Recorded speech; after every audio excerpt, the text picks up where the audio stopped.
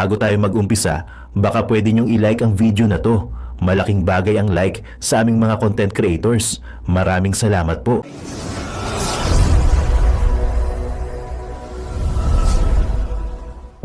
Lumabas na nga ang spy ni Marcos. Kaya nako, booking na booking natin ito mga kababayan. Kaya alam nyo, sa totoo lang, magandang nangyari sa Tricom kanina kasi kanina ho, lumantad na ang spy ni Marcos. Nako po. Ay nako. Napaghahalataan. Alam nyo mga kababayan, matagal ko na pong sinasabi sa inyo ito. Matagal ko na sinasabi sa inyo na talagang mag-iingat po tayo. Lalong-lana po sa mga dating loyalista ni Marcos na ngayon ay kesyo anti-Marcos na. Mag-ingat tayo sa mga ganyan. Sabi ko nga sa inyo, kung meron mga PhD o kaya masteral pagdating mo sa propaganda, yan po ay si Bongbong Marcos. Yan po ang hari ng budol. Yan po ang pinakamagaling na magsinungaling, pinakamagaling na mamloko ng tao. Alam nyo kung paano ko nasabi yan? Simple-simple lang naman po mga kababayan eh. Isipin nyo, pinatalsik na yung kanilang pamilya sa Pilipinas at talagang noon nadiskubre na kaliwat kanan ng pagnanakaw ng kanilang pamilya. At sa ngayon nga, nahatulan pa yung kanyang pamilya, yung kanyang, I think, yung kanyang nanay na meron pang kaso na kinakaharap ngayon, di ba? Meron pang mga guilty verdict na ng hukuman. And yet, napabangon niya yung kanyang pangalan at sa sobrang pabangong ginawa niya, mantakin mo, nakipag-unity po ang Duterte. Ganun niya napabango. Mantakin mo yun ha. Ganun niya na manipulate. Aminin na natin. Kaya nga, aminado naman po si BP Sara Duterte. Nabudol din siya, di ba? Ibig sabihin, he was able to manipulate people believing na maayos ang kanilang pamilya. Ganun po siya. Yan ang kanyang masteral degree. Ika nga, yan ang kanyang PhD, di ba? Yung manggago, mambudol. Boom! Ito na nga mga kababayan, spy ni Marcos Jr. lumantad na. Ito na nga mga kababayan, napakaganda ng pag-uusapan natin ngayon. No? Napanood mo yung preview. Tapusin mo hanggang sa dulo kasi napakaganda ng pag-uusapan natin ito. Manonood tayo kay Boss Banatbay. Yan, boss ko yan, si Boss Banatbay. Napakabait niyan. No? At ay talagang galit dyan sa mga spy at sa mga corrupt, no? Yan, syempre, galit dyan. At yun na nga, narinig nyo, no? Dito sa preview napanood nyo, no? Na si Bongbong Marcos ay napakagaling na mambudol, no? At ang kanyang nanay, nakita nyo naman, ay may kinakaharap pa rin na kaso. About din pa rin sa mga kaso, about din pa rin sa salapi. Puro na lang salapi ang pinag-uusapan natin. At yun na nga mga kababayan, no? Bakit kaya no, ang tao is walang kasiyahan? Hindi mo naman madadala sa hukay kahit gaano karami ang kayamanan mo o gold bar mo sa Pilipinas o sa buong mundo. Hindi naman yan kakasya sa libingan, di ba? Kita nyo naman yung kanyang tatay, di ba? Nailibing na sa libingan ng bayani. Nailagay ba yung mga sako-sakong pera yan? Di ba? Hindi naman yan eh. Wala. Dapat kung medyo mayaman-yaman na tayo, no? At hindi mo na kayang ubusin ng pera, abay yung Pilipinas naman ang isipin natin, no? Tama na yung pagkukurap. At dito sa video na napanood nyo mga kababayan, sa preview pa lang, ay dito ay malupit yung mga binitawang salita ni Banatbay, Boss Banatbay, Banateros, no? Si Boss Banatbay, Banateros brothers, no? Marami sila Tol J. Guevara. Kami naman po, ako naman po si Boy Sardinas, isa sa membro ng Banateros Vloggers. Okay, balik tayo. Ipi-play ko na yung video, mga babayan, mahaba-haba itong video na to. Sino ba itong spy na to? Si Boss Banatbay na magpapaliwanag sa atin, no? At kung nagustuhan mo itong video na to, paki-like and subscribe, no? Para suporta natin, paki-share nyo po sa mga kababayan natin para mapanood po nila itong mga magagandang issue na dapat ay malalaman po ng kada nanay at tatay. Siyempre, bawat Pilipino, no, matindi to, nakakakilabot po ito. Si Boss Banatbay na po ang magsasalita at ay talagang kikilabutan ka, no? Tayo nagre-reaction lang naman at ay panoorin nyo. Napanood nyo naman yung preview, At kung gusto mo kung sino ba yung spy na yan at ay marami siyang isisiwalat, tapusin mo yung video. Okay, don't forget to like. So, yan na. Simulan na nito mga babayan ha. Pi-play ko na. Let's go! Umano'y leakage audio na usapan ng Manila 6th District Representative na si Congressman Benny Abante. Umaalingasaw na sa publiko na ayon pa sa nasabing leakage audio ay takot daw ang nasabing kongresista dahil hanggang sa ngayon ay nangunguna pa rin ang Vice President Sara Duterte na ayon pa sa kanya ay baka daw makabalik ang mga Duterte, lalong-lalo na ang Vice President na si Sara Duterte na baka raw mabalikan siya nito. Pero bago ang lahat, kung bago ka pa lamang sa aming channel, please huwag kalimutang mag-like, subscribe at i-click ang notification bell para mas maging updated ka pa lalo sa lahat pa ng bagong video na i-upload namin. At eto na nga mga kababayan, patuloy ang pamamayagpag ng Agila. Ayon pa sa WR Numero Research sa kanilang 2028 Presidential Survey, nangunguna si Vice President Sara Duterte na mayroong 24%. Dikit ang score nila ni Senator Raffy Tulfo. Pangatlo si Leni Robredo na nakakuha ng 9%. Ikaapat ay si Grace Poe na mayroong 5%. Nasa ikalimang pwesto naman si Senator Amy na nakakuha ng 5%. Nasa ika-anim na pwesto naman ang Senadora na si Risa Hontiveros na nakakuha ng 4%. Nasa ikapito na pwesto naman ang ex-senator na si Manny Pacquiao na nakakuha ng 4%. Nakasama naman sa ikawalong pwesto ang matapang na senador na si Rubin Padilla na nakakuha ng 3%. At ang panghuli at pinakakawawa sa kabila ng mga ayuda na kanyang pinamudmod sa taong bayan ay lagapak pa rin ang nakuhang tiwala ng taong bayan sa kanya. Nasa panghuling pwesto naman ang House Speaker na si Martin Romualdez na nakakuha lang ng 1%. Matapos nasa panghuling pwesto ang nasabing speaker ay mas lalong tila pinagtawanan nito ng marami sa ating mga kababayan dahil abay mas mataas pa at hindi pa sigurado, undecided pa ang kanilang iboboto na nakakuha ng 18% na mas lamang pa sa 1% ni Speaker. Kaya nga katakataka dahil sa kabila ng walang katapusang pinamudbod na ayuda at pera ni Romualdez, tila hindi pa rin siya gusto ng taong bayan. Hindi naman nakapagpigil na magkomento si Crisette Laureta Chu at tila sinampal ng katotohanan ng nasabing Speaker. Ayon pa sa kanya, ang tanga-tanga ng mga congressmen who still ally with Martin. He has spent more than 500 billion pesos in ayuda trying to make people love him and more. And yet, he still cannot get beyond 1 point. In its nearly 3 years, itaga nyo sa bato on the grave of all my ancestors that Martin will never ever be the most loved or even liked politician. He will never be president. He won't even budge from the lowest rank as Indian na siya. Spending 1 trillion pesos more will not make a difference. It's not the money that the issue because he is so uncharismatic, so unlikable, so insincere. You cannot sense, for lack of a better word, the evil in him. You are hitching your wagon to a falling star. After BBM, wala yan si Martin. Bobo na mga congressman na to risk their political future on someone so hated. Mag-isip-isip naman kayo. Dagdag pa nito, si Sara Duterte and Raffy Tulfo lead the list of presidential candidate for election 2028. You know why I'm not worried? Because sirang-sira na si Sara and yet she's still in the lead. They've done their worst and she's still the most preferred, diba? Si Raffy Tulfo, wala pang nabubunyag sa kanya na secret candidate nila. Wala pang issues na nakakalkal kasi busy pa ang tao sa Quadcom. Si Raffy Tulfo na mas tahimik pa kay Mark Villar na binoto ng masa para maging watchdog sa Senado is super demure pala. Who wants somebody demure na ang kaya lang ay mga kabit? Saan yung ingay niya sa mga importanteng issues? Pound for pound, after everything that's happened to her, Sara is the real winner in surveys after siraan ng bongga, still number 1. Meanwhile, yung naglustay ng tax natin sa ayuda para mahalin siya, still in the last one. Sige, bilhin nyo yung survey firm na to.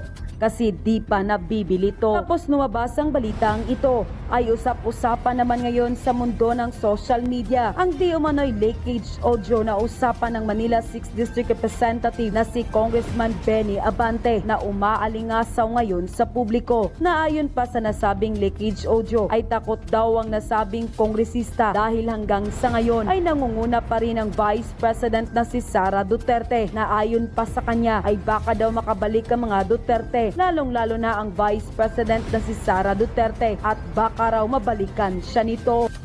Paano pag naging presidente yan? Yari? Oh yes, yari siya.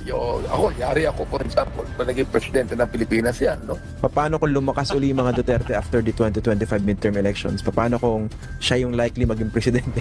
Sigurado baka balikan kayo. Oh yeah, I mean, that's a possibility, no? You cannot discount politics in this, no? In fact, I was talking to one congressman, kaalyado din ni Vice President Sara. Sabi niya sa akin, politics lang to eh. Ibig sabihin, he's also being careful in attacking the Vice President. Lumabas na nga ang spy ni Marcos. Kaya nako, booking na booking natin ito mga kababayan. Kaya alam nyo, sa totoo lang, magandang nangyari sa Tricom kanina kasi kanina lumantad na ang spy ni Marcos. Nako po. Ay nako. Napaghahalataan. Alam nyo mga kababayan, matagal ko na pong sinasabi sa inyo ito. Matagal ko na sinasabi sa inyo na talagang mag-iingat po tayo. Lalong-lana po sa mga dating loyalista ni Marcos na ngayon ay kesyo anti-Marcos na. Mag-ingat tayo sa mga ganyan. Sabi ko nga sa inyo, kung meron mga PhD o kaya masteral pagdating mo sa propaganda, yan po ay si Bongbong Marcos. Yan po ang hari ng budol. Yan po ang pinakamagaling na magsinungaling, pinakamagaling na mamloko ng tao. Alam nyo kung paano ko nasabi yan? Simple-simple lang naman po mga kababayan eh. Isipin nyo, pinatalsik na yung kanilang pamilya sa Pilipinas at talagang noon nadiskubre na kaliwat kanan ng pagnanakaw ng kanilang pamilya at sa ngayon nga nahatulan pa yung kanyang pamilya, yung kanyang yung kanyang nanay na meron pang kaso na kinakaharap ngayon, di ba? Meron pang mga guilty verdict na ng hukuman and yet napabangon niya yung kanyang pangalan at sa sobrang pabangong ginawa niya mantakin mo nakipag-unity po ang Duterte. Ganun niya napabango. Mantakin mo yun ha. Ganun niya na manipulate. Aminin na natin. Kaya nga aminado naman po si VP Sara Duterte. Nabudol din siya, di ba? Ibig sabihin, he was able to manipulate people believing na maayos ang kanilang pamilya. Ganun po siya. Yan ang kanyang masteral degree. Ika nga, yan ang kanyang PhD, di ba? Yung manggago, mambudol. Ibig sabihin, magaling sila sa propaganda.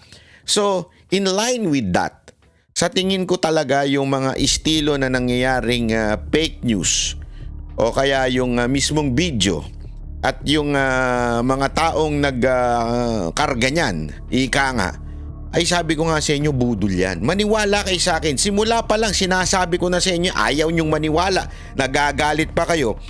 Kesyo, ang dami nyo pa sinasabi sa akin, ang dami nyo sinasabi sa mga banateros, pero una pa lang, amoy na amoy ko na yung ganyang galawan.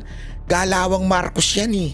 At kanina, napatunayan natin na talagang galawang Marcos itong lintik na issue na ito. Mamaya ipapakita ko, ipapaliwanag ko sa inyo kung paano yung kanilang style na ginawa sa kamera kanina. Ang lupit, sinasabi ko sa inyo. Ang lupit ng pag-establish kay Pebbles. Mantakin mo ha. Si Pebbles Talakera, kita naman po natin yung baliktaran na yan. Tapos kita natin yung kanyang mga kasinungalingan. At alam nyo naman, may akusasyon pa yan. Hindi ko na lang babanggitin, pero tanong nyo na lang sa ibang vlogger. May akusasyon pa dyan. O itanong nyo na lang sa mga taga-Japan. Naku, ayaw ko na lang magsalita. Ayaw ko na lang magsalita. Pero alam ko ang istorya niyan dito sa Japan. Lahat ng mga kakilala niyan dito, sinabi na sa akin kung ano ang karakas ni Pebbles dito sa Japan. Alam ko po Hindi na lang ako magsasalita dahil mahirap na. Alam mo naman ngayon sa gobyerno, tila si Pebbles na ang standard ng katotohanan, si Pebbles na ang standard ng karunungan. Sabi nga ito lang masasabi ko dyan. Ha? Birds, ha? Birds with the same feather, pack together. Ay, iba yun. Ha? Sa madaling salita, pagka magkakarakas, pag pareho sila, magsasama talaga yan. Oh. Alam naman po natin kung anong karakas ni Pebbles, inamin naman niya yan, dati pa. Oh. Dati niyang daw ginagawa yun, pero di ako naniniwala. Walang pagbabagong magaganap sa tao unless ito'y hipuin ng banal na espiritu, ika nga. Hindi magbabago, hindi kaya magbago ng tao. That is impossible. That's beyond impossibility unless God moves. Sabi nga, unless gumalaw sa buhay mo ang Panginoon, diyan ka lang magbabago. Hindi mo kaya magbago. Kaya yung sinasabi nilang, nako, dati siyang ganire, tapos ngayon, hindi na daw. Puta, maniniwala kayo doon? Hindi ako naniniwala doon. Maniwala kayo sa akin. Kalokohan yan. At no wonder, bakit bumalik siya kay Marcos? Alam na natin, magkapareho ng karakas Oh, baka magkasama pa yung nako, hindi ko na lang sasabihin pero baka magkasama pa yan. Oh. At ngayon napatunayan natin na talagang meron silang binuong script at ito masama, mga kababayan. Ito masama. Na sana ngayon nare-realize yun na. Kaya lang tila yung iba bulag pa rin bahala kayo sa buhay ninyo. Basta ako, hindi ako gullible. Basta ang Banateros, hindi gullible. Hindi ako gullible. Maniwala kayo sa akin. Hindi, ako ang tinasabing mataas ang radar sa mga ganyan. Hindi ako basta-basta nabubudol, naloloko, o nauuto.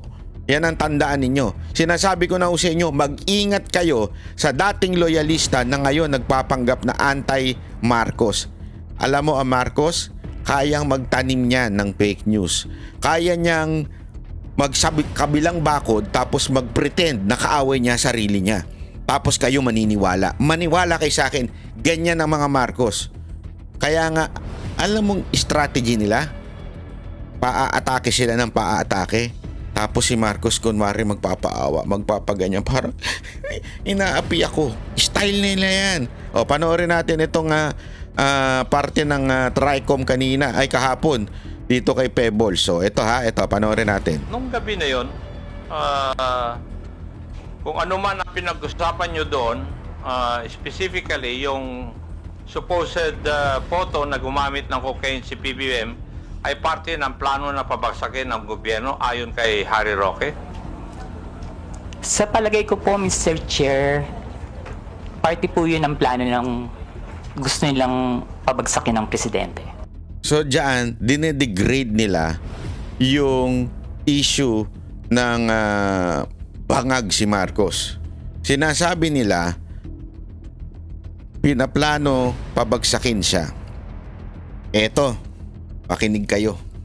Makinig kayo ha. Ipapaliwanag ko sa inyo na maigi para maunawaan ninyo at sana bukas ang pag-iisip ninyo. I pray that you open your mind about this. Kasi marami talaga sa atin, madaling-madala, nabudol na kayo noon, nagpapabudol pa rin kayo hanggang ngayon. Eto lang, makinig kayo na mabuti. Si Pangulong Duterte ay isang matibay na sandigan at pag nagsalita ay hindi huyan out of nowhere o kinukuha lang yung salita niya sa hangin. Si Pangulong Duterte pag nagsalita, meron po yang pinanggagalingan. At yung intelligence niya ay isa sa mga strength ni Pangulong Duterte. Alam niyo kung bakit? Dati siyang mayor.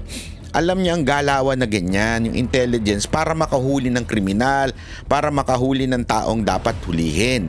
Diba? Diyan po gumagalaw ang galaw ng mga mayor. Nung naging presidente siya, nakita niya lahat yung mga dapat niya makita.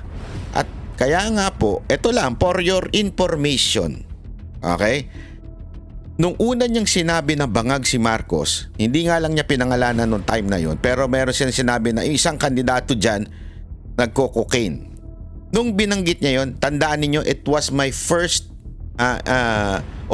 interview. Naging trending po yan, yung online. Alam nyo po ba na ang topic that time supposedly nung kami po'y nag-uusap off-cam, ang topic po niyan dapat ay yung tungkol kay Bongo na hindi siya kinokontrol ni Bongo. Kasi si TP nagpalabas sa social media na kesyo, di ba si Pangulong Duterte sumama kay Bongo doon sa filing ng candidacy ni Bongo. I think it was Vice President pa. Tapos pinalabas ni TP na kesyo kinokontrol daw ni Bongo si Pangulong Duterte. Nung gabi na yon, nag-usap po kami ni Pangulong Duterte at nandun din po si Senator Bongo. At ang dapat na interview ko ay gusto niyang sagutin yung tungkol doon sa kinokontrol siya. Yun po dapat talaga ang tema ng interview. Okay? Pero, during the interview, it was recorded. Biglang nagsalita si Pangulong Duterte na may isang kandidato dyan na gumagamit at hanggang ngayon ay gumagamit pa rin. At that time, nasyak ako nun kasi ako yung nag-i-interview at that time eh. Online yun via Zoom. Pagkatapos nung aming recorded video, tinanong ko pa yun. Sabi ko, Mr. President, are you sure na gusto nyong ilabas ito? Kasi alam ko that it's going to be a trending, or hindi lang sa trending, talagang masasyak ang taong bayan nun. First time niyang sabihin na gumagamit si Marcos nun. Wala nang iba kasi na tinutukoy doon, obvious na obvious naman. Alam nyo, ang sagot niya, yes.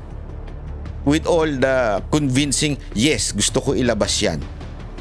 Wala nang nagawa si Bongo, wala nang nagawa yung... Kasi at that time, presidente pa siya. Wala nang nagawa ang protocol, wala na. Kasi din, nung tinanong ko, gusto nyo po bang ilabas to? Kasi baka mamaya ilabas ko tapos ipadelete sa akin. So sinigurado ko talaga na ilalabas yun. That was the first time na sinabi niya yan in public. Okay? In public. Pero alam ko na po yun dahil madalas niya na pong nababanggit yun pag nagkikita po kami. So, yun po ang talagang matindi. At because of that, ang tindi po ng niresulta nito. Imagine niyo ang tindi ng talagang mantakin mo, presidente nagsabi sa isang tao na kandidato na yan, adik yan. Ang lupit nun, durug. As in, durug na durug si Marcos nung time na yon. Pero, gumawa sila ng counter. Kasi hindi tumigil yun eh. Yung sinabi na yon, sinundan pa ng rally yun, sinundan pa ng kung ano-ano. Na sinabi ni Marcos, sinabi ni Duterte na si Marcos ay bangag. Sunod-sunod dyan eh. Eto ang isipin ninyo Isipin nyo na maigi to kung bukas lang naman yung pag-iisip ninyo. Isipin nyo mabuti. Kailangan ma-counter ni Marcos yun. How did he do that? Through the video. Kinounter niya. Kailangan merong lumabas na peke. Para yung sinasabi ni Duterte ay magmukhang peke. Kailangan niya magplant ng mga tao na magsasabing eto yung video. Eto yung video na alam naman po natin sasablay. As a matter of fact, isa po ako sa mga nakakita ng video na yon bago ilabas. Alam mo, sinabi ko, diretso na to. Para ho tayo ay magkaliwanagan tungkol sa video na yan. Alam mo, dun sa taong nagsabi sa akin na ito yung video, nung tiningnan ko yung video, my first reaction, kasi po ako yung editor din. First reaction, hindi yan totoo. Yun kagad ang unang reaction ko. Pero hindi ko na sinabi dun sa taong kausap, nagpakita sa akin. Okay? Hindi ko na lang siya kinontra, pero kasi parang gusto niyang pag lumabas, parang gusto niyang ipashare ko, parang ganon. Hindi ko sinakyan. Dahil alam ko, deep inside my heart, I'm not convinced. Alam mo sinabi ko, para sigurado akong kumbinsedo ako. Ito lang, simple lang sinabi ko. Kung si Duterte maglalabas niyan, susuportahan ko yan. Ipakita nyo yan sa presidente. Kay Duterte. Ipakita nyo yan kay Duterte. Pag sinabi ni Duterte legit yan, then I will support that.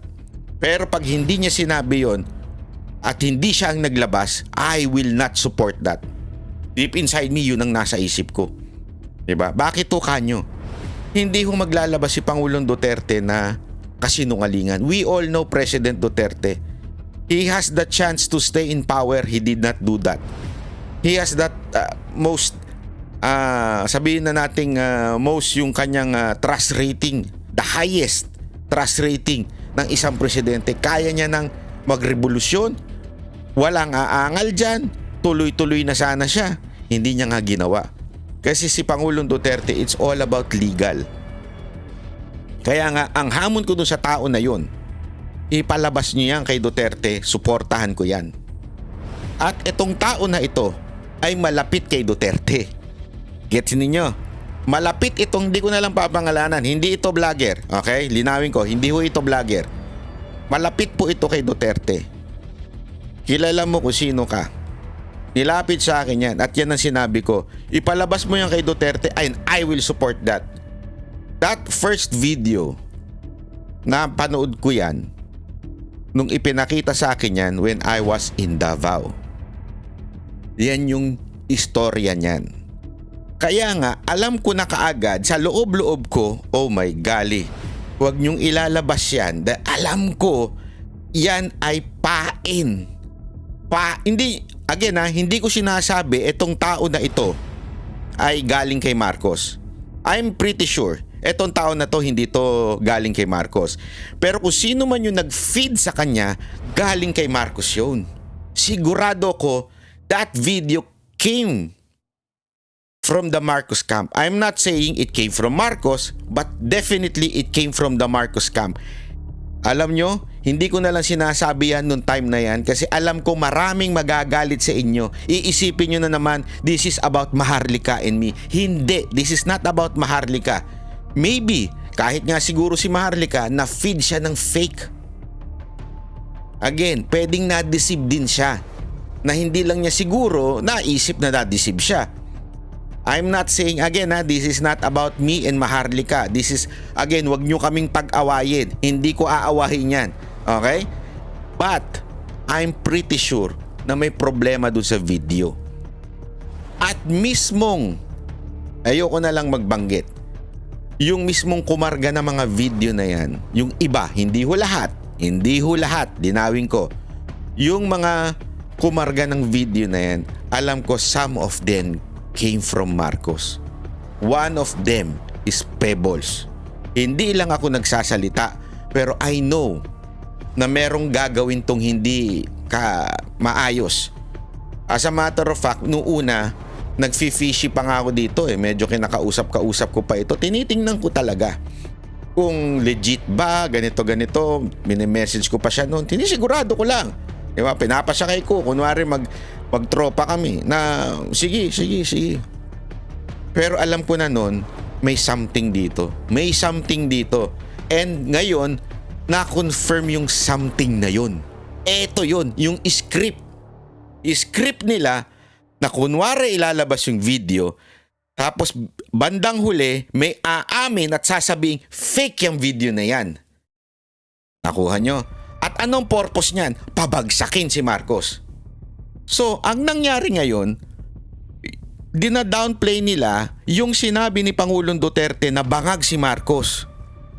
Dina-downplay nila by feeding a fake news na yung video na kasama pa ng fake testimony itong witness na ito na si Pebbles Talakera for the purpose of kasi gusto lang pabagsakin si Marcos. No! Let me be clear. Hindi gustong pabagsakin ni Duterte si Marcos. Ang gusto ni Pangulong Duterte, ituwid ni Marcos yung ginagawa niya. Pero ngayon, parang ang dating, si Duterte ang may kasalanan at gusto niyang pabagsakin lang ang mga Marcos. Parang ganun ang pinalalabas ng kwento na ito. Parang kumukontra lang ang mga Duterte sa Marcos. Hindi. Ilang beses po paulit-ulit na sinasabi ni Pangulong Duterte gusto niya lahat legal. As a matter of fact, he can command. Sa totoo lang, wag na ho tayo maglokohan. Marami sa inyo nagtataka bakit di gumagalaw ang mga uniform personnel. You know why? Kasi hindi gumagalaw si Duterte. Simple lang yun.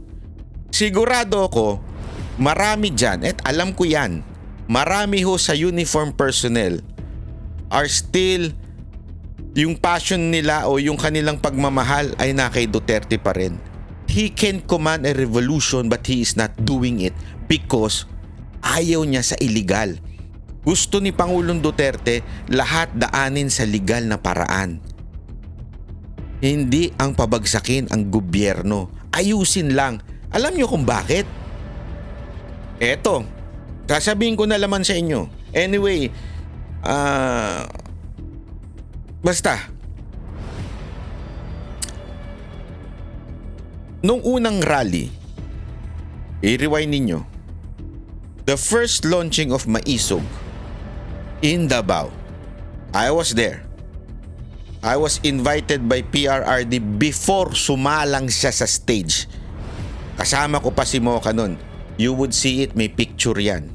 Nilabas ko. Alam ko na ang sasabihin ni Pangulong Duterte bago niya pa sabihin sa stage. Kasi sinasabi niya na sa amin po. Hindi ko na lang sasabihin kung sino-sino pa yung nandoon na nagsasabi. But definitely not me, not Mocha, not even June Ebasco. May mga nagsasabi na parang it's time Mr. President, nasa sa inyo na yan, kayo na talaga ang susundin ng tao, kahit polis, kahit sundalo, susundin kayo. Alam mo, sabi lang ni Pangulong Duterte doon sa group of people na nandun, simple lang ang sinabi niya. Ayoko kasi ang makikinabang anak ko, hindi maganda. Alam mo, nung time na yun, dun talaga ako rumispeto sa mamang to. Sabi ko, grabe talaga ito si Duterte. Kaya niya eh. Kaya niyang manguna. Kahit ngayon, lalo na ngayon. Kayang-kaya niyang manguna. Kayang-kaya ng anak niyang manguna. Pero bakit hindi ginagawa? Kasi nga, alam ni Pangulong Duterte na ang makikinabang yung anak niya. Ganon ang delikadesa ni Pangulong Duterte, ganong katindi. Ngayon, etong mga to, yang mga yan, nakikita ninyo, nandyan yan para durugit ang credibility ng mga sinasabi ni Duterte. Kaya ako naiinis. Naiinis ako pag hindi na lang ako nagsasalita. Pag may mga pumapasok na alam kong hindi naman tunay na maka-Duterte. Nagpapanggap lang. Ang dami po ngayon. Nahaluan po ang so far itong sila Joey, sila yung iba pang mga vocal ngayon, wala akong problema dyan. Sila po ay talagang tunay na maka-Duterte. Pero may mga humahalo talaga na nanggugulo, na nagkikreate ng chaos, misunderstanding. At ito nga ang ginawa nitong isa, sumali, binola yung mga tao, binola yung mga vloggers, at nung sinakyan siya, biglang bumaligtad out of nowhere. Kaya ingat kayo sa mga taong pumapasok and they would try to divide the group. You have to understand that. Kasi ako, may mga disagreement ako sa mga ibang vloggers para lang sa kaalaman ninyo. Pero I've tried my best to make sure na hindi ma-divide. Kaya pag may nakikita ako hindi ko gusto, tumatahimik na lang ako kasi ayoko ma-divide pa ang mga Duterte vloggers o Duterte supporters. Pero yung mga ganito, mga kababayan, mag-ingat po tayo. Dahil sinasabi ko sa inyo, matindi po sa kasinungalingan at pambubudol si Marcos. Gagamit po siya ng isa sa mga pumapasok sa Duterte camp. Yes, she just took her oath. Would he be the same as Miss Pebbles Cunanan? Yes po. Same. Your Honor, Yes. Thank you. I have here a sinumpaang salaysay. Paige, could you please present it to her?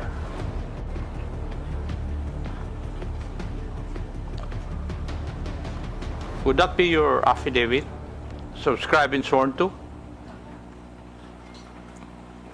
pakitignan yung dokumento na binigay po sa inyo. Yung po ba ay affidavit po ninyo? At Ito, mantakin mo. Dumating doon, may affidavit na kaagad. Di ba? Halatang jokis eh. Mantakin mo, meron na po kaagad siyang affidavit dumating doon.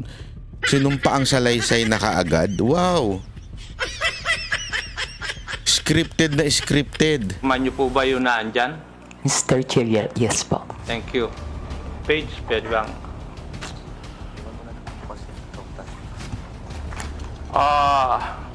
Talaga nag-makeup pa si ate. Ay, si kuya.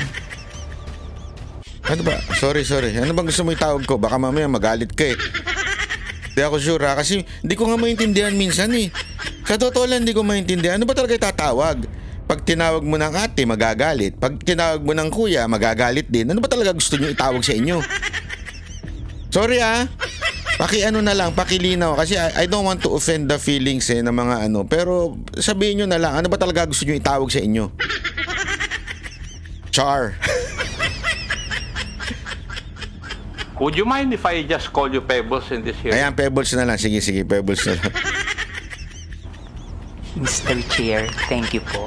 Okay. Hate ko po yung Vicente. Okay. Thank you. Yan. Dito sa part na to, ito papaliwanag ko yung ginagawa nila. Sa part na to, inaangat nila yung karisma ni Pebbles para makuha niya yung mga audience. Pebbles. Bigyan ko lang kayo ng sandal, konting background. Si Akop ay pulis. Dating pulis. Sanay po yan sa ganyang klaseng galawan. Sorry pasintabi na po sa ibang kapulisan natin. Alam ko yung mga ganyang galawan na para kunwari walang alam pero lahat ng mga ano na po sakto na sa script ika nga. Hindi na kailangan anuhin. Pebbles, tong sinumpa ang salaysay mo ba is ginawa mo ba ito ng kusang loob at wala pong pumilit po sa inyo na gawin at pirmahan ito? Yes po, Mr. Chair. Thank you. May I proceed, Mr. Chair? Ikaw po ay isang vlogger, Pebbles. Tama po ba?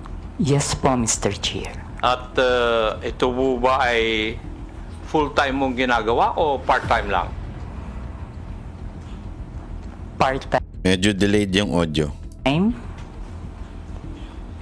Minsan po kasi hindi po ako nag-vlog for a month. So it's not your main source of income? Diyan, ini-establish na ngayon na hindi siya pera-pera sa pagbablog.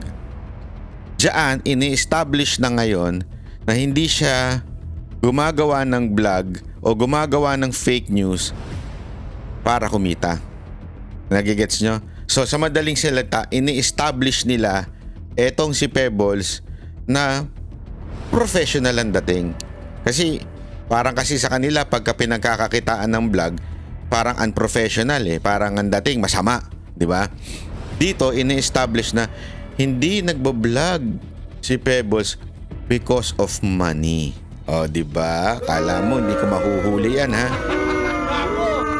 Yes po, kasi hindi po ako monetize. Okay. Hindi monetize. Pero meron po kayo ibang trabaho? Yan. Online seller po, Mr. Yan, ini-establish na hindi siya talaga pera-pera pagdating sa pagbablog, di ba?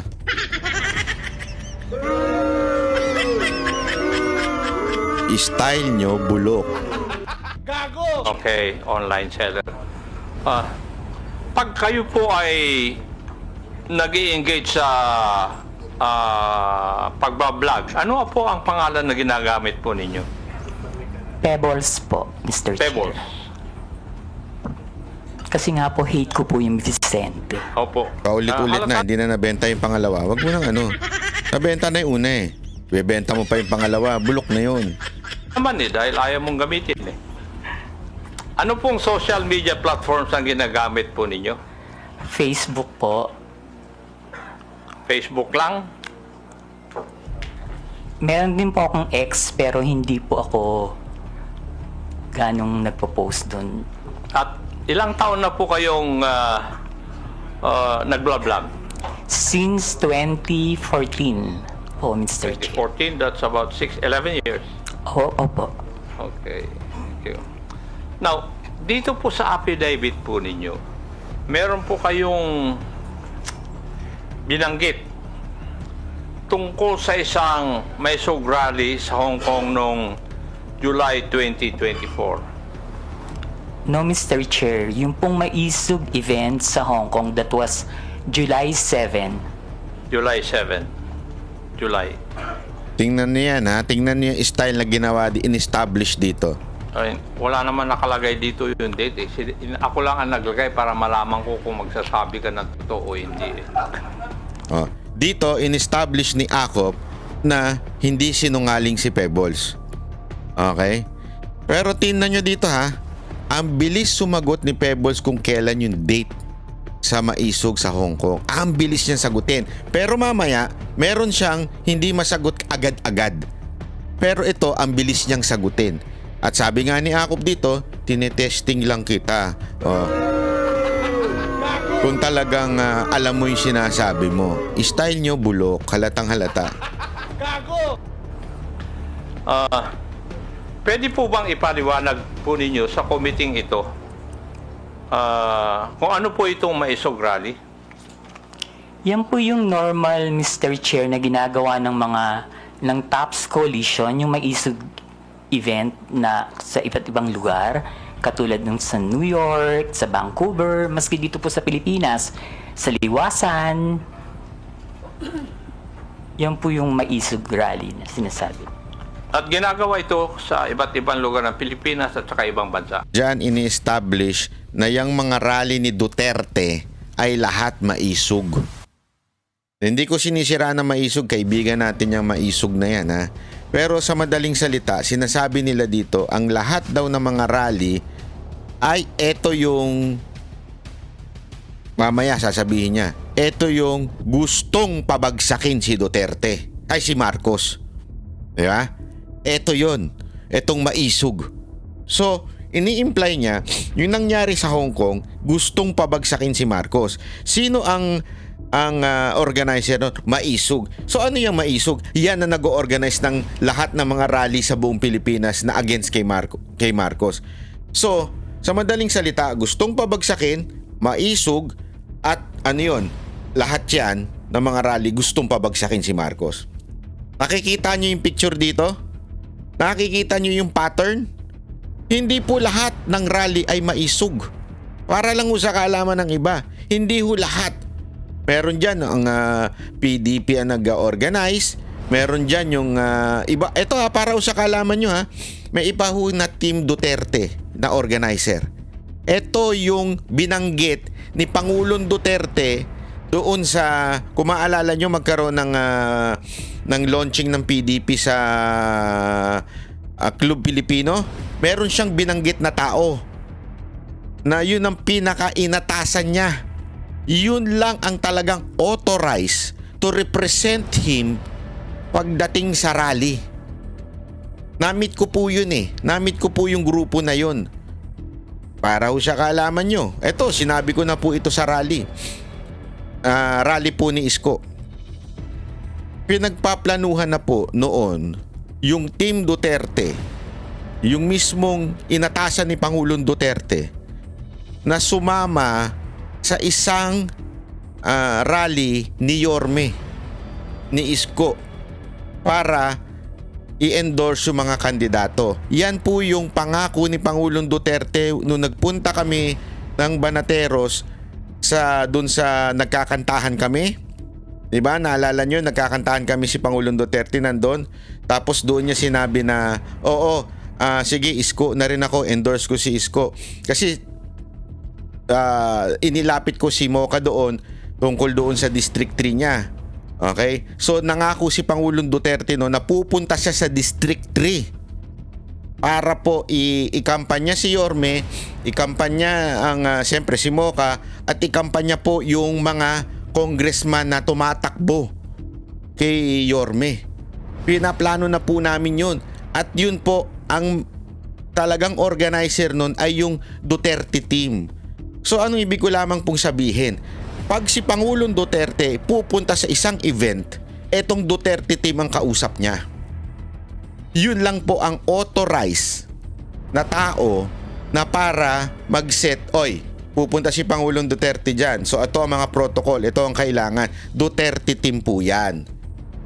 The rest, hindi ko sinasabing hindi maka-Duterte, hindi yung po ang punto ko. The rest, mga umuusbong-usbong na group na lang, okay? Na nagjo-join force with PDP, Maisog, Duterte team, kahit yung KOJC, yan ay mga organizer na nagsasama-sama na. But the main organizer is not, o the main para mag-represent kay Pangulong Duterte ay hindi ho yung iba-ibang organizer. So anong ibig ko sabihin? Dito kasi ini-establish nila na basta rally for Duterte, gustong pabagsakin si Marcos. Ito yung ini-establish nitong dalawang to. Kaya nga sinasabi dito ni Pebbles Talakera, hindi sila yung nag-organize sa ganito sa mga rally pati sa liwasan. Yan ang ini-establish nila ngayon. Opo. Thank you. Ikaw ba ay kusang loob na pumunta doon sa mga Maisog rally na yan? O sa mga lugar na ito? Kapag ini-invite po ako, Mr. Chair, nagpupunta po ako. Pero pag hindi po ako invited, hindi po ako pumupunta. Pag ini-invite ka, Opo. may sumasagot po ba sa iyong pamasahe? Meron po. Meron. Pati yung accommodations po ninyo? Yung pamasahe lang po, pero yung accommodations, kapag isang beses pa lang po kasi ako nakapunta ng abroad na Maisog rally Saan po yun? sa Hong Kong. Sa Hong Kong. Doon po, yung friend ko po yung nag-sponsor sa akin ng airfare and hotel. At pwede ko po bang malaman? Masabi po ninyo dito sa committee ito kung saan ka nag-stay at saka ilang araw ka nanatili doon sa Hong Kong?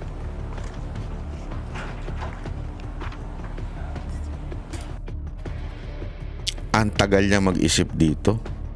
Pero yung date ng Hong Kong, alam niya. Ang bilis niyang sumagot. You would see the inconsistency sa tao na to. Alam niya kung kailan siya nagsimula kailan yung Maisog Hong Kong. Pero ang tagal niyang sagutin ito. July 7 po, ginawa yung event. July 6, 7, and 8 po. July 6, 7, and 8 po ako nag-stay. Pero yung pangalan po ng hotel,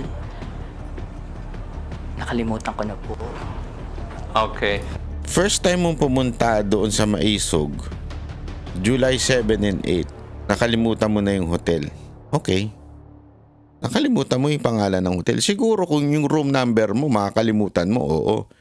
Pero yung pangalan ng hotel, hindi mo nakalimutan mo kaagad. Something Thank you. Bakit po kayo naimbita sa private dinner na sinasabi mo na naganap noong July 7, 2024? Hindi po, Mr. Chair. After po ng event, meron pong dinner Naimbita po ng kayo? lahat ng naging speaker dun sa event. So naging speaker kayo doon? Yes. Yan, ito, in-establish dito na naging speaker siya na talagang part siya ng team. Talagang VIP siya. Talagang meron siyang say. May alam siya. Yan ang ini-establish ngayon dito. Okay. Pwede po bang sabihin nyo sa committee ito? Sino ang nag-imbita po sa inyo sa event na ito? Actually, Mr. Chair, nung pagtapos ng event, tapos nakatayo na po lahat ng mga tao, nagpapapicture yung mga umattend, yung mga followers. Ang nagsabi po sa akin na merong dinner after is si Attorney Harry.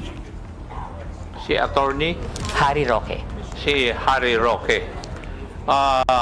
Siya rin ba nag-imbita na lumahok ka doon? Hindi po, yung pong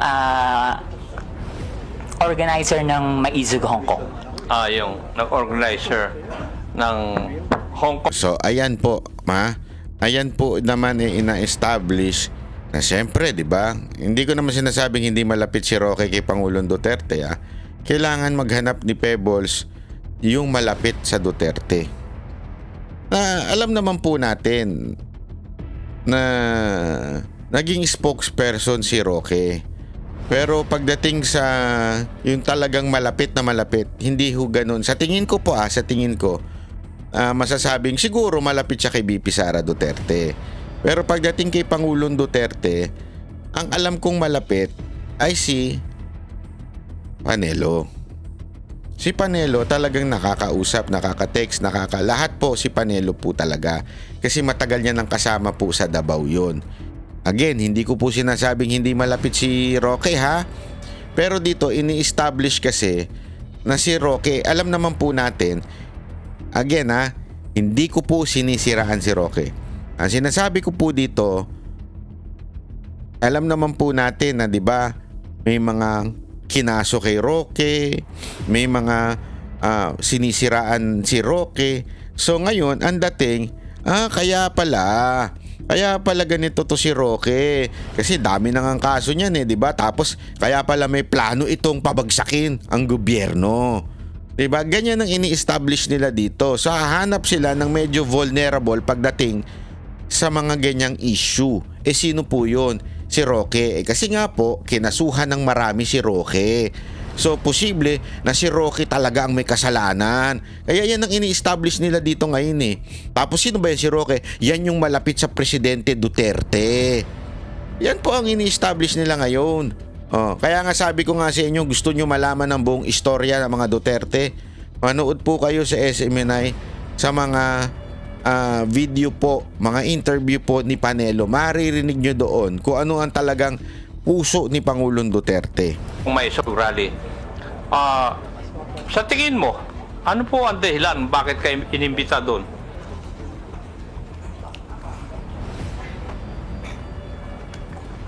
Kapareho rin po nung mga ginagawang rally dito sa Pilipinas na sabihin lahat ng ginagawa ng gobyerno na hindi namin gusto kasi that time kalaban po ako ng gobyerno. Liwanagin po natin yun. Kalaban ka ng gobyerno? Ano Opo. po ang ibig sabihin po ninyo sa ano po? kalaban ka ng gobyerno? Mr. Chair, Kayo po ba ay critic ng gobyerno? Yes po, kritiko yun. po. Kasi Opo, malawak po kritiko yung po. sinasabi po nyo na kalaban ka ng gobyerno. sorry, kritiko po ako ng gobyerno. Kritiko ka ng gobyerno. Okay. Meron akong meron pong binabanggit sa iyong affidavit na pagkatapos ng nangyaring maisog rally sa Hong Kong, ikaw ay naimbita na dumalo sa isang pribadong dinner kasama ng mga iba pro-Duterte vloggers at personalities. Meron akong ipapakitang litratong ito sa screen. Pakisagot lang kung pakisabi lang kung ito po ang sinasabi po ninyong dinner na nangyari. Yes po, Mr. Chair. Comsec, please flash the photo on the screen.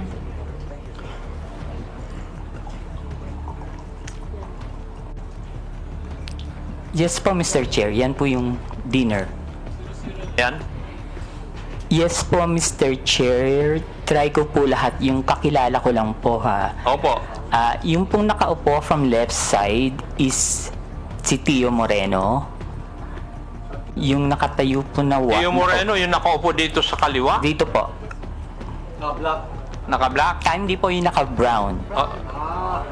Naka-t-shirt? Yes po. Ay, ipagdun po kasi ako tumingin. Kasi nasa left sa photo, yes. Okay. And yung nakatayo po na white is si Miss Srogando Sasot. Okay. Ako po yung kasunod. Sumunod po si Miss Joey. Next si Sec Trixie, si Attorney Vic. And then yung nakaupo pong green is si Prof. Ana. Uy. Okay. Yung naka-red, hindi ko po kilala. Yung katabi po ng naka-red, si Attorney Harry Roque. Yung nakatayo pong naka-black si Daniel Long. Yung naka-green na nakatayo, hindi ko po kilala. Yung katabi ng naka-green, si Pam.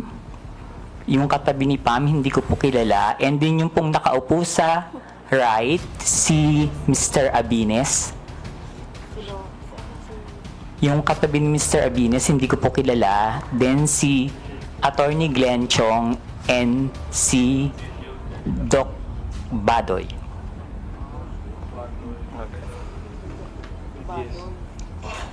Alam mo ba, Pebbles, kung sino ang nagbayad sa dinner na yan? Ang pagkakaalam ko po si Attorney Harry. Attorney Harry Roque. Okay. Punta na tayo dun sa laman ng iyong affidavit.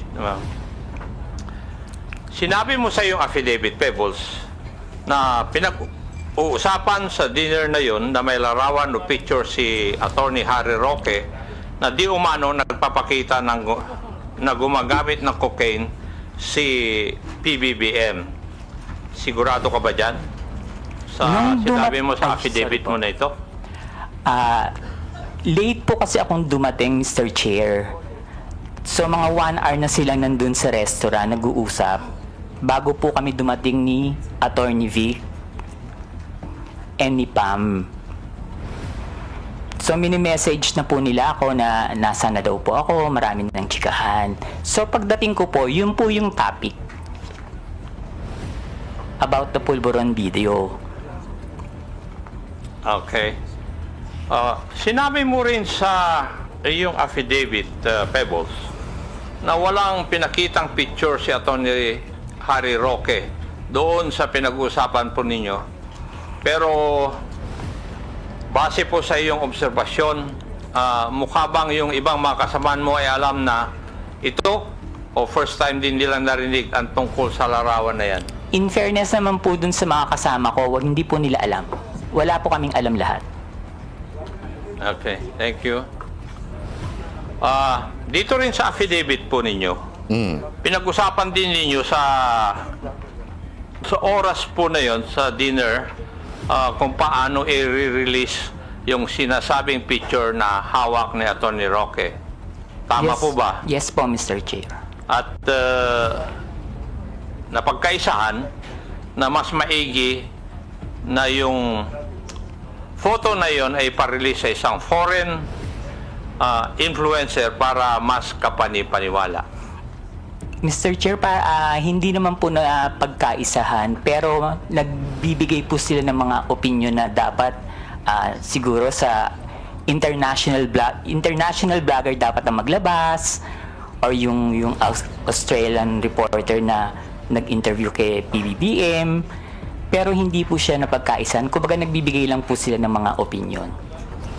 Okay, thank you. Pebbles, kung totoo man ang picture, bakit kailangan pa maghanap ng foreign influencer to release the picture? Kita nyo yan dyan. Ang galing ng twist ni Akop dyan. Talagang malupit na pulis ito si Akop. Talagang tinwist niya na. Na kesyo naghaharap daw ng foreign vlogger o foreign media na maglalabas ng video. Di ba? So, sa loob-loob ko, kung yung pala ang plano, ba't di yun ang natuloy? Hindi. As simple as that. Alam nyo, mga media, ang mga media, para din po yung mga vlogger. Atat din po yan sa news, especially kung sa tingin nila ay tama na, whether it is true or not. Ano sa kanila yan? Content para sa kanila yan. 'Di ba? Pwede naman silang gumawa ng istorya na meron nagbigay sa kanilang video, tapos pwede nilang pasinungalingan o pwede nilang paniwalaan. Pero hindi mo madideny yung fact na it is a story. A story to tell. Ika nga, a story para panoorin ng tao. Imaginein mo kung ikaw yung media, international media, ilalabas mo yan, for sure panonoorin ka ng tao. Dahil alam mong media magnet ang mga Duterte at itong labanan na o yung akusasyon ni Pangulong Duterte dito kay Marcos. Kung yung pala ang plano, ba't di nila kinagat? Yun lang. Bakit hindi natupad? Diba? Kung talagang sinasabi niya na yun ang plano, Yun ang sinasuggest ng mga tao na nandun. Ba't hindi natupad? Okay, ngayon, ang ini-establish ngayon ni Akop dito, kaya nyo kailangan ng media, international o international vlogger, kasi nga, para maging credible yung hindi credible na video. Again hindi ko paulit-ulit ko na po ito sinasabi. Sana yung sa mga medyo gustong manggulo, wag nang manggulo kasi alam naman po natin baka mamaya pagmulan pa ito ng awayan. Uulitin ko po, sa tingin ko talaga pain yung video na yan. Paulit-ulit ko na sinasabi yan, pain yung video na yan. Diba? Pero naniniwala ako dun sa sinabi ni Pangulong Duterte noon pa lang. Kaya nga hindi ako nag-unitae. Kayo nga yung nag-unitae dyan kasi hindi kayo naniwala. Ako at kaming mga banateros, naniwala na kami noon pa lang na yung sinasabi ni Pangulong Duterte na bangag si Marcos ay totoo. Naniniwala kami doon. Okay? Pinaniwala namin si Pangulong Duterte, kaya nga hindi kami nag-unit team. Hindi na namin kailangan ng video to prove that. Why? We know and we trust PRRD. Kasi may sarili po yung intelligence. May sarili po yung mga tao na magbe-verify. So hindi ko na kailangan na makita pa yung video para lang masabing addict si Marcos. Hindi ko na kailangan yun. Diba? Hindi ko na kailangan yun. Pinaniniwalaan ko na lang yung sinabi ni Pangulong Duterte. This video actually hindi nakabuti. Talagang nakasama itong video na ito. Ngayon, lumalabas again ang pinag-uusapan natin dito, it's not about the Duterte community o the Duterte supporter community. Maaari sa mga Duterte supporter community, that video did well. But doon sa labas ng bubbles ng mga Duterte supporter, hindi nakabuti yan. As a matter of fact, lumalabas pa sa kanila na nagfe-fake news ang mga Duterte vloggers. Naintindihan natin kasi always, sana mga kababayan, pag kayo nakikinig sa mga vloggers, ilabas nyo yung utak ninyo doon sa perception na nasa labas. We do not have to convince each other for Duterte. We do not need to convince each other to vote for the Senate slate ni Duterte. Hindi na natin kailangan yun. We are all convinced. We are all a believer of Duterte. We all know na pag sinabi ni Duterte, totoo yan. Sa madaling salita, nung sinabi ni Pangulong Duterte na bangag si Marcos, pinaniwalaan na natin yan. Hindi na ho natin kailangan paulit-ulitin pa, naniwala na tayo dyan. Ang problema, yung mga nasa labas. Alam nyo ho ba na yan ang laging unang tanong sa akin ng mga taong walang alam sa politika? Unang tinatanong nila sa akin, totoo ba na bangag si Marcos? Even if there is so much evidence, not that video, but the video mismo ni Marcos na nagsasalita siya, sumasampal na yung ebidensya, pero meron pa rin question sa utak ng mga nasa labas, yung mga wala sa political scene. Pero nasa utak nila, hindi sila sure kung talagang bangag si Marcos. And this video, nakadagdag ito sa credibility na sinasabi ni Duterte. Bakit? Kasi pag tiningnan mo talaga yung video, at ang dami ko na pong tinanong na video editor, marami na rin po akong tinanong sa mga magagaling sa AI, talagang sablay po yung video. Excuse me po.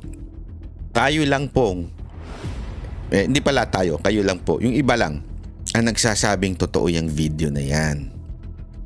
Kasi nga fix na yung mind natin na bangag si Marcos. So malamang itong video totoo. Ano nga ho yan parang pain po yan. Alam niyo yung aso? Sa tingin ninyo yung aso, bakit sumusunod sa amo niya? Dahil kursunada niya yung amo niya? Hindi naman po Dahil dun sa pain na ibinibigay. Gusto niya bang sumunod dun sa pag sinabi niyang sit? Sa tingin mo gusto niya sumunod yung sa sit? Uto-uto siya kasi ganon. Nagigets nyo? Sumusunod siya kasi may pain na ibinibigay. So anong ibig sabihin nun mga kababayan? Eto, Parang pain ho ito. Para, alam mo yun, para sumunod yung mga tao, tapos pagdating dun sa dulo, ilalaglag. O sumunod ka nga, aabutan mo na ng reward yung aso, instead na totoong reward yung ibinigay mo, hindi totoong reward. Nagets mo? Ibig sabihin, hindi totoong pagkain. O, pero maaring kagatin pa rin ng aso. O maaring tapos idudura na lang niya. Pero the point is, napasunod niya na pag-upo yung aso. Pag sinabing sit, sumisit nga yung aso. So ano ibig ko sabihin? Etong video na to, pwedeng pinain sa atin ito. Oh, sige, maniwala kayo, bahala kayo sa buhay ninyo. Tapos sa dulo, palalabasin namin kasinungalingan yan. Palalabasin namin fake news yan. Sino ngayon ang na-entrap? Yung mga nasa labas. Fake news pala yung video na yan. Totoo pala na fake news yan. So hindi pala addict si Marcos. Yan ang gusto nilang makuha na konklusyon dito sa kanilang script para sabihin at bigyan ng pagdududa sa utak ng tao na hindi bangag si Marcos. Kesa na nakatulong yung sinasabi ni Duterte, parang na-discredit pa. Again doon sa labas. Tayo, wala nang problema. We all believe na bangag si Marcos. Pero yung tao sa labas, hindi, pwede pa nila ma-persuade na hindi totoo yan. So magtatanim ng kung ano-anong mali. Magtatanim sila ng mga tao that will discredit yung sinasabi ni Duterte na bangag si Marcos. Bakit kailangan bigyan ng some semblance of credibility ang pag-release nito? Siguro po, Mr. Chair, para mapanood agad international. Bakit kailangan ng semblance of credibility? Dahil hindi tunay yung litrato or yung photo? Bakit kailangan ng grupo po ninyo na magkaroon ng semblance of credibility yung litrato o yung photo na yun?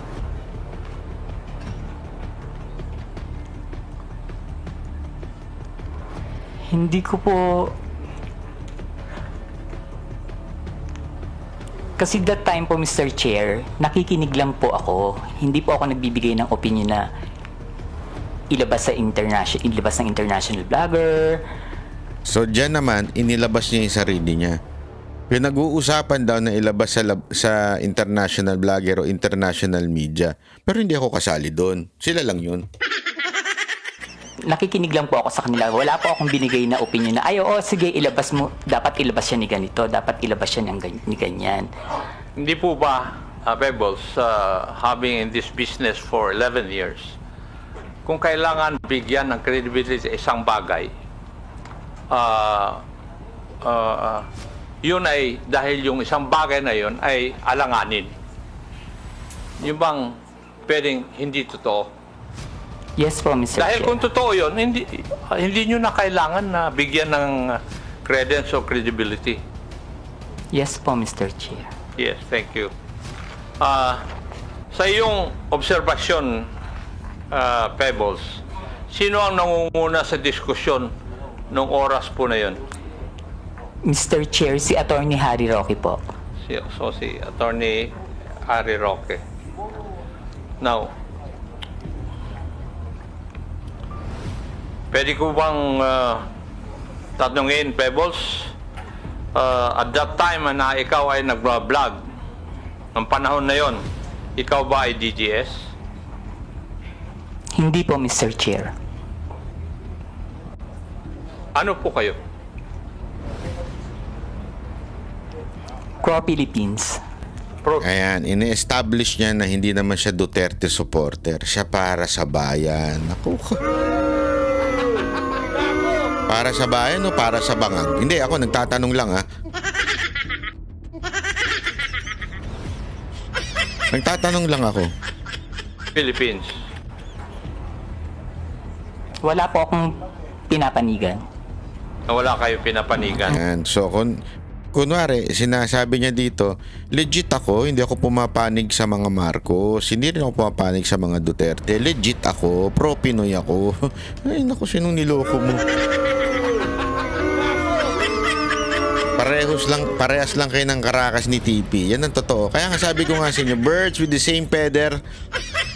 Hindi lang natin alam kung ano talaga F together. Di ba? Hindi natin alam kung ano yung F na yun. Bahala na kayo. Ha? Sabi ko sa inyo, pag mga ganyang karakas, alanganin yan, Brad. Maniwala ka sa akin. Hindi nga sila sigurado sa sarili nila kung ano eh. Di ba? Eh, yan ang pagkakatandaan ninyo. Hindi ako, this is not discriminating or what. Ha? This is about character. This is character. If you cannot establish who you are, you will never establish anything in this world. That's the truth. Hindi po ako BBM vlogger that time, hindi rin po ako DDS. Pero sa mga vlog ninyo, sumusuporta po kayo sa mga Duterte. Hindi po, Mr. Chair. Hindi. Okay. Yan, pinalalabas na hindi siya balimbing. Hindi siya balimbing. Sinasabi niya, hindi ako galing sa Duterte na bumaligtad ako kay Marcos. Hindi.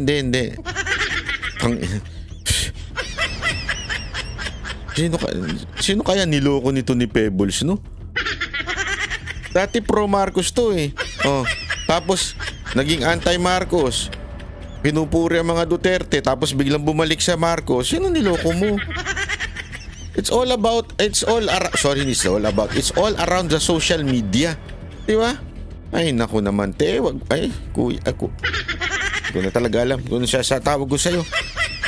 Ano ba talaga? Huwag na tayo nagbubulahan dito. Kayo-kayo na, nagbubulahan pa kayo. Dito rin sa iyong affidavit, Pebbles, may binanggit din ni Atty. Roque na sinabi niya na kaya niyang magpabagsak ng gobyerno. Tama rin po ba ang pagkabasa ko dito sa affidavit po ninyo? Yes po, Mr. Chair. Ang exactly sinabi niya dyan is nagkamali sila, magaling akong magbagsak ng gobyerno. Aha. So, dito pinalalabas parang naghihiganti lang si Roque. Di ba?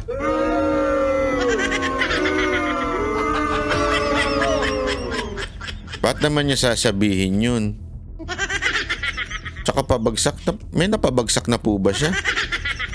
Hindi ko dinidiscredit dito si Roque Pero if you say that, kasi may pinabagsak ka na, di ba? Magaling ako magpabagsak ko. Kunwari, magaling akong kumanta. Halimbawa, magaling ako kumanta. Kasi nakakanta ka na. Di ba? Magaling kang magluto. Kasi nakapagluto ka na. Yung sinabi mo magaling ka magpabagsak ng gobyerno, nakapabagsak na po ba siya ng gobyerno? Hindi ako nagtatanong lang I'm just trying to refute the script of Pebbles Talakera, di ba? Some part doon.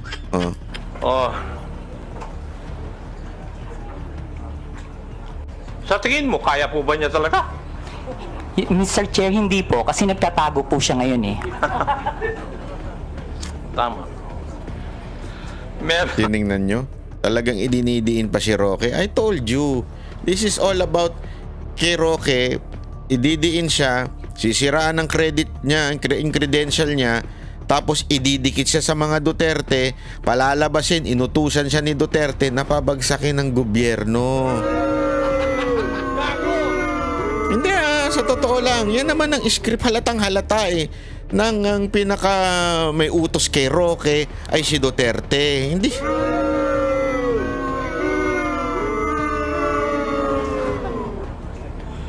Yung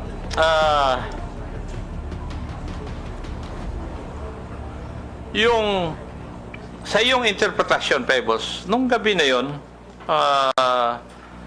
kung ano man ang pinag-usapan nyo doon, specifically yung supposed photo na gumamit ng cocaine si PBBM ay parte ng plano na pabagsakin ng gobyerno. Dinikit na. So may planong pabagsakin si si Marcos, anong ginamit? Yung video. So ini-establish dito na kasinungalingan yung video, na hindi totoong adik si Marcos, hindi totoong bangag si Marcos, at ang purpose lang nun, pabagsakin siya. Sino may kagagawan? Si Roque. Sino si Roque? Malapit kay Duterte. So sinong gusto magpabagsak kay Marcos? Si Duterte. So naku po, style ninyo bulok.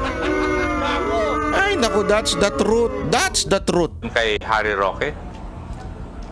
Sa palagay ko po, Mr. Chair, party po yun ang plano ng gusto nilang pabagsakin ng presidente. Okay. Meron po bang ibang pinag-usapan pa nung gabing iyon? Wala na po, Mr. Chair. Yun yung pinag-usapan kung anong gusto mong chupageti?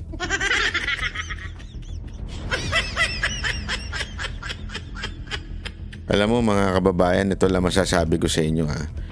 Sabi ko sa inyo, ingat talaga kayo sa mga ganyan. Ingat kayo sa mga ganyan. Nakita ko na yan eh. Panahon ni TP, nakita ko na yan. Pareho sila ng karakas TP. Pareho sila. At huwag niyong kakalimutan mga kababayan, nagalit pa kayo sa akin noon nung binabanatan ko si TP. Sinasabi, hindi matalino yan, wala ka sa kalingkingan ni TP. Gano'n kayo ng gano'n sa akin noon. Maingit ka lang kay TP. Tapos na-approve ko, di ba? Na-approve ko sa inyo na talagang sablay yun. Eto na naman. Sabi ko nga sa inyo, makinig kasi kayo sa Banateros eh. Makinig kayo kay Banatbay. Hindi ko sinasabing ako ang pinakamagaling, ang pinakamatalino. Hindi ko sinasabi yan. Never ko sinasabi yan. Tayo, gumagamit lamang po tayo ng mga tunay. Nakikinig po kasi kami. Hindi po kami yung pasaway na diskarte ng diskarte. Yung basta lang makadiskarte.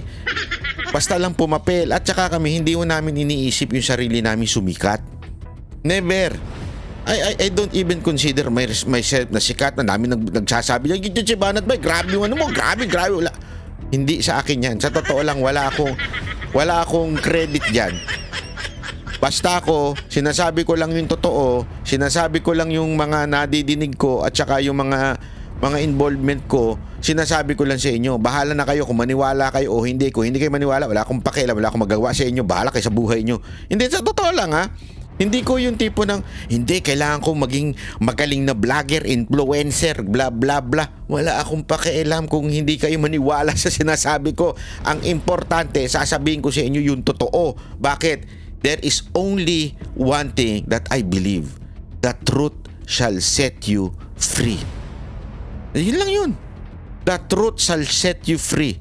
That could be applicable to spiritual, pero that is also applicable to this world.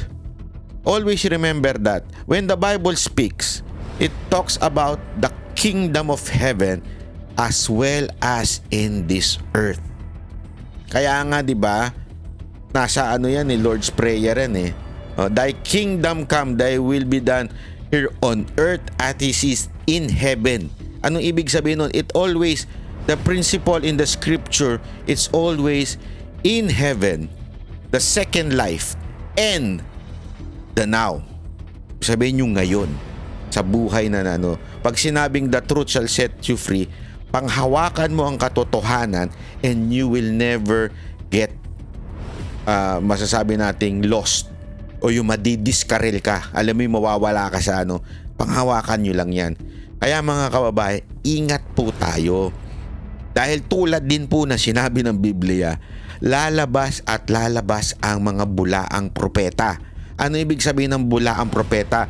Hindi lamang po yung nangangaral ha. Tandaan ninyo, ang applicable ng application ng propeta in the past, in the Old Testament, is parang sila yung pinaniniwalaan ng tao. O parang sila yung pinaka quote-unquote may direction. Before, remember, magkaano yan, ang hari at ang propeta laging magkasama yan. As a matter of fact, without the prophet anointing the next king, hindi mangyayari. Ganun. So ano ibig sabihin ng when you say sa Biblia na magkakaroon at lalabas ang mga bulaang propeta? It's not just spiritual. Ibig sabihin, maglalabasan yung mga magaling mambola, magaling manloko ng kapwa, magaling mambudol.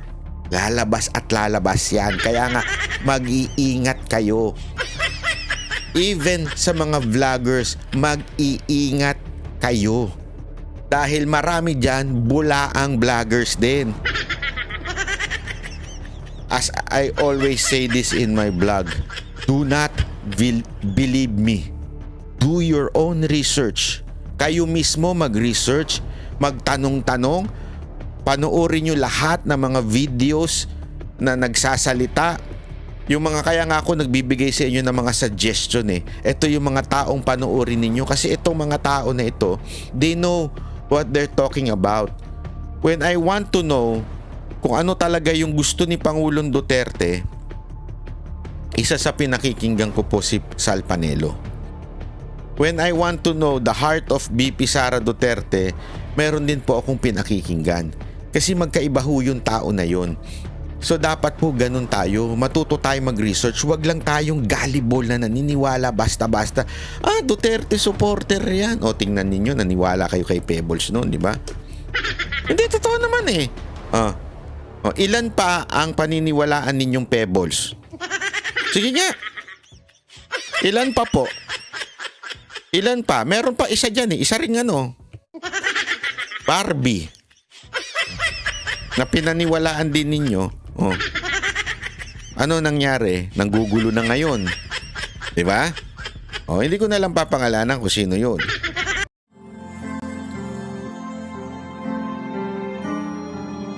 Ano yung melody ng song?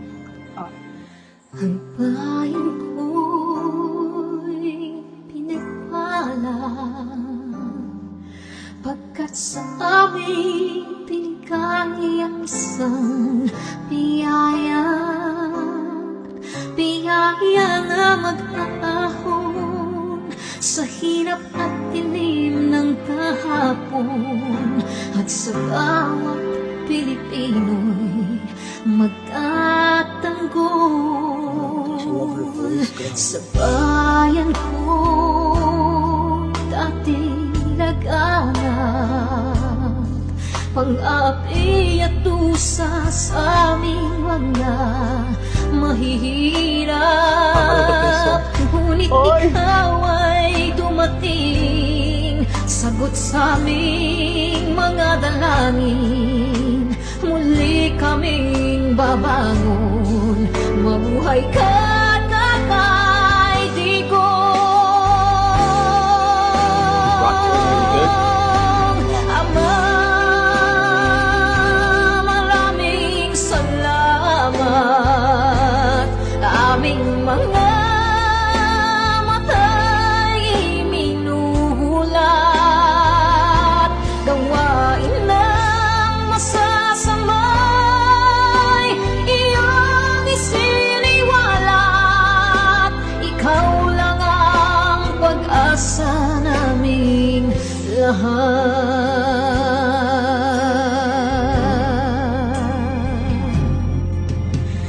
Very Bayan ko Pinamatan niya ako, umiiyak ako. Pilipinas muling makikilala at itataas katahimik ay maghahari sa ating puso'y mamamayani mga ngiti sa labi di mapapawi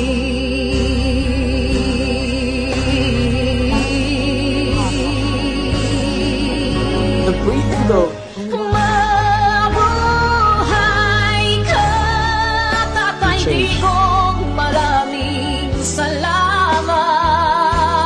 Ang malasakit sa Pilipino ay walang kasing tapat.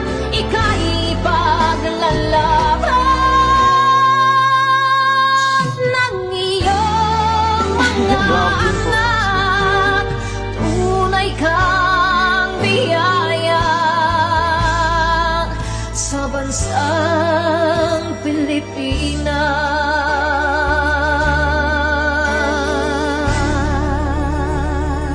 Haba.